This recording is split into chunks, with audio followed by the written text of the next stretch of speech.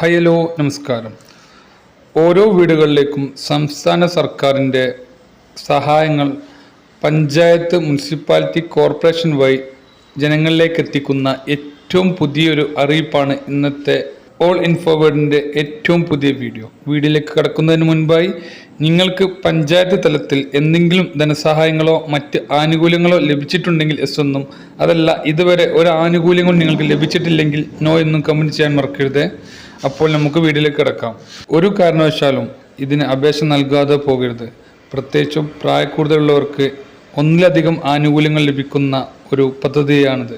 നമ്മുടെ വീടുകൾക്ക് ആവശ്യമായിട്ടുള്ള സഹായങ്ങൾ, അതുപോലെ നമ്മുടെ വീടുകളിൽ 60 വയസ്സിന് മുകളിലുള്ള ആളുകളുണ്ടെങ്കിൽ അവർക്കുള്ള സഹായങ്ങൾ, ധനസഹായങ്ങളും മറ്റു സഹായങ്ങളെല്ലാം ഉൾപ്പെടുത്തിയിട്ടുള്ള ഒരു പദ്ധതിയാണിത്.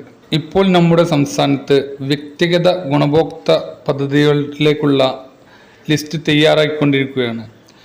ഇതുപ്രകാരം BPL, APL വ്യത്യാസമില്ലാതെ എല്ലാവർക്കും അപേക്ഷിക്കാവുന്ന ഒരു പദ്ധതിയാണിത്.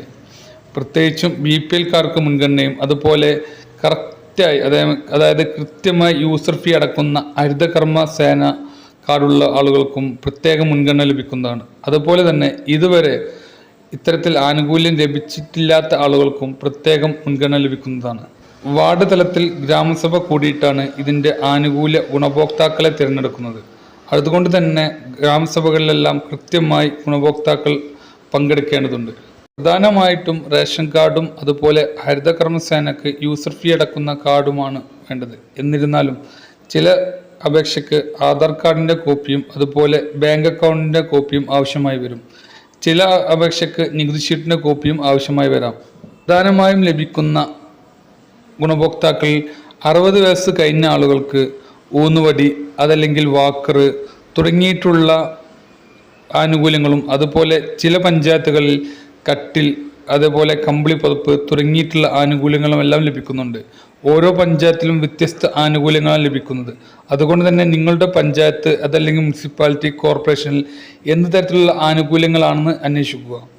അതുപോലെ തന്നെ വീടുകൾക്ക് ആവശ്യമായിട്ടുള്ള ബയോഗ്യാസ് പ്ലാന്റ്, അതിൻ്റെ സബ്സിഡി, അതുപോലെ മണ്ണിര കമ്പോസ്റ്റിനുള്ള സബ്സിഡി, അതുപോലെ തന്നെ ജൈവവളങ്ങൾ, മുട്ടക്കോഴി, അതുപോലെ അവയ്ക്കുള്ള കൂട് തുടങ്ങിയിട്ടുള്ള പല ആനുകൂല്യങ്ങളും ലഭിക്കുന്നുണ്ട്.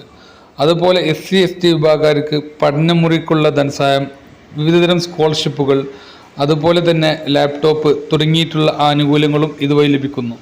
അതുപോലെ വീട് റിപ്പയറിങ്ങിനുള്ള ആനുകൂല്യങ്ങളും ഇതുവഴി ലഭിക്കും. APL, BPL വ്യത്യാസമില്ലാതെ 30-ലധികം ആനുകൂല്യങ്ങൾ ലഭിക്കുന്ന ഈ ഒരു പദ്ധതിയിലേക്ക് എല്ലാ ആളുകളും, പ്രത്യേകിച്ചും 60 വയസ്സ് കഴിഞ്ഞ എല്ലാ ഗുണഭോക്താക്കളും അപേക്ഷ നൽകേണ്ടതാണ്. ഇതിനു മുൻപ് അപേക്ഷ നൽകിയിട്ടില്ലാത്തവർക്ക് പ്രത്യേക മുൻഗണന ലഭിക്കുന്നതുമാണ്. ഇനി നിങ്ങൾ SC, ST വിഭാഗക്കാരോ അതല്ലെങ്കിൽ മുൻഗണന റേഷൻ കാർഡായ ചുവപ്പ്, മഞ്ഞ റേഷൻ കാർഡ് ഗുണഭോക്താക്കളോ ആണെന്നുണ്ടെങ്കിൽ പ്രത്യേക മുൻഗണന അവർക്ക് ലഭിക്കുന്നതാണ്. ഇത്തരം ആളുകൾ നിർബന്ധമായും കൃത്യമായി അപേക്ഷ നൽകേണ്ടതാണ്. അപേക്ഷയോടൊപ്പം റേഷൻ കാർഡിൻ്റെ കോപ്പിയും, അതുപോലെ ഹരിതകർമ്മ സേന യൂസർ ഫീ കാർഡും ആധാർ കാർഡും വെക്കേണ്ടതാണ്.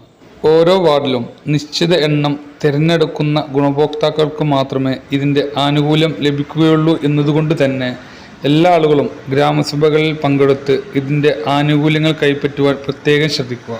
സംസ്ഥാന സർക്കാർ, അതുപോലെ കേന്ദ്ര സർക്കാർ ഇതുപോലെയുള്ള സഹായങ്ങൾ ലഭിക്കുമ്പോഴുള്ള അറിയിപ്പുകളെക്കുറിച്ചും മറ്റു പ്രധാന അറിയിപ്പുകൾ, റേഷൻ കാർഡ്, പാസ്പോർട്ട്, ആരോഗ്യ ഇൻഷുറൻസ് കാർഡുമായി ബന്ധപ്പെട്ടുള്ള എല്ലാ അറിയിപ്പുകളും നിങ്ങൾക്ക് നോട്ടിഫിക്കേഷനായി ലഭിക്കണമെങ്കിൽ നമ്മുടെ ഈ ഓൾ ഇൻഫോ വേൾഡ് എന്ന ഈ ചാനൽ സബ്സ്ക്രൈബ് ചെയ്ത് തൊട്ടടുത്തുള്ള ബെല്ലൈക്കൺ കൂടി എനേബിൾ ചെയ്യുക. അങ്ങനെയെങ്കിൽ മാത്രമേ ഇനി നമ്മൾ അപ്ലോഡ് ചെയ്യുന്ന വീഡിയോകൾ നിങ്ങൾക്ക് കൃത്യമായി നോട്ടിഫിക്കേഷൻ വഴി ലഭിക്കുകയുള്ളൂ.